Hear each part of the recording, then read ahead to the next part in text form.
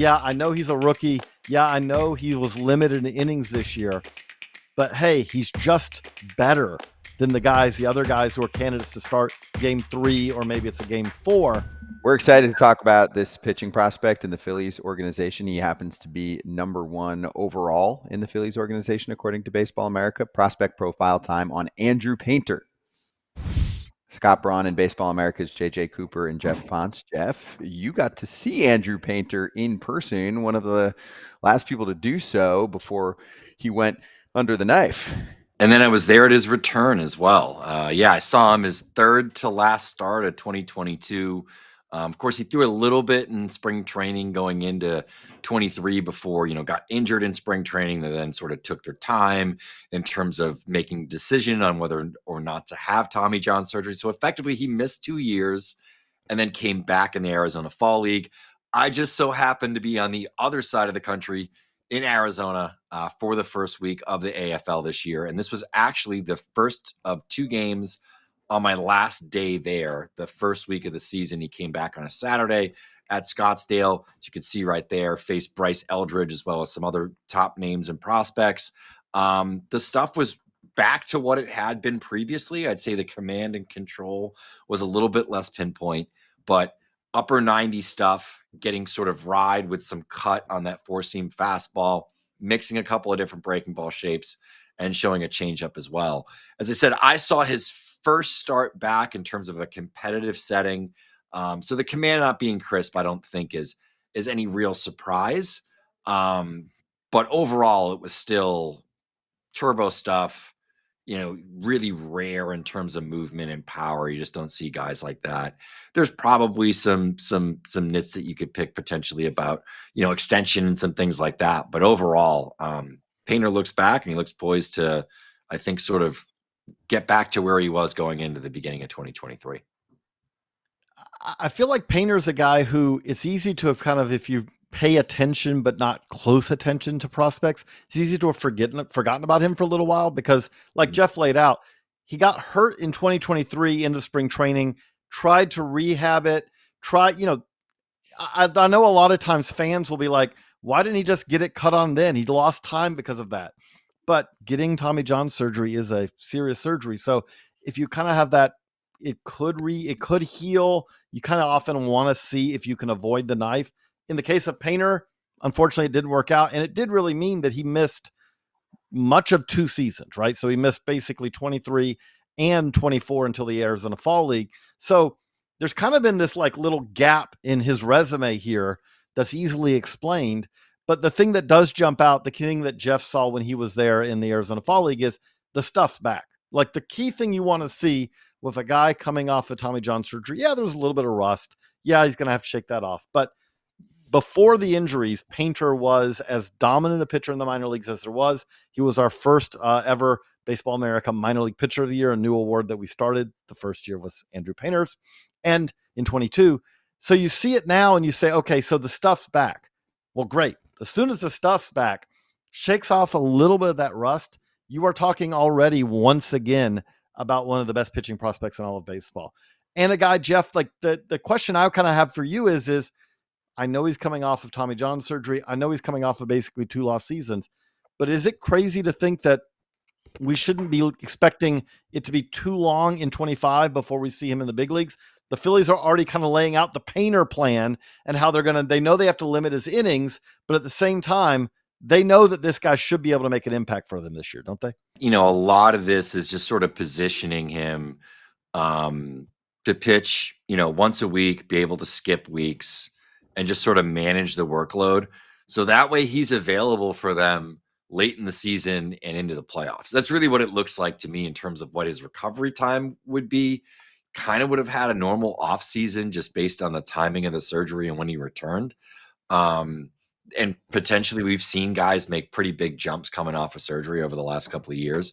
I would imagine though that they have a number, they want to sort of play it safe while also being able to have the option of like, let's take it easy in the beginning, take it easy in spring training, have him throwing less in April and May in AAA.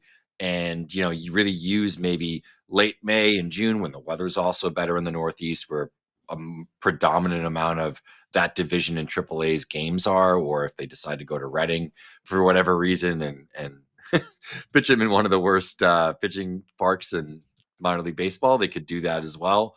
But you're going to want to avoid that cold weather. I think they're probably going to work around that a little bit, but with the ultimate goal of, having maybe 50 innings that he's available for in August, September, October, where the Phillies, I think, based on what their team looks like and how much they invest at the trade deadline and in free agency, it wouldn't shock me if that's what the plan is and why the plan is so specific to July already, when he's missed 2 years, has had recovery, has pitched in competitive games in 2024. It kind of doesn't make sense. I would imagine that's probably what the plan is. You hit on one thing, Geoff, that I think is important here. The key thing for Painter is he's now had a pretty normal offseason, which is important. He's had a normal offseason of work on things, rest, recover, all that. This is not something where a lot of times we say the guy who's, at month 16 in, spring training, like, oh, he's ready to go.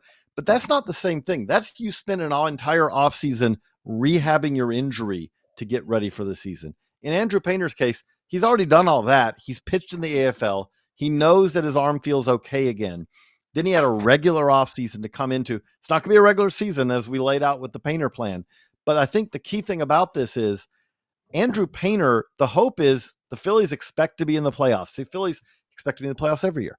When they do, hopefully for them, hopefully for Andrew Painter, he's making a case as a rookie for a spot in their playoff rotation because that's how good he is. This is a guy who at that point should hopefully be able to say, hey, he's not going to be game one, game two. They have Zach Wheeler. They have other guys who probably going to be at the front of the rotation, but it's not just depth. This is a guy who may kind of leap over some other guys because he has the dominating stuff where you say, okay, yeah, I know he's a rookie. Yeah, I know he was limited in innings this year, but hey, he's just better than the other guys who are candidates to start game 3, or maybe it's a game 4 of a series, and he's going to give us the best chance to win. Yeah, injuries happen, of course, but even if they're fully loaded for the playoffs, that's going to be too much talent if it's all clicking for him, for them to deny him a spot in a rotation. So, JJ, I think it's brilliant. July-ish is the plan for them to start getting him implemented into the bigs. Good.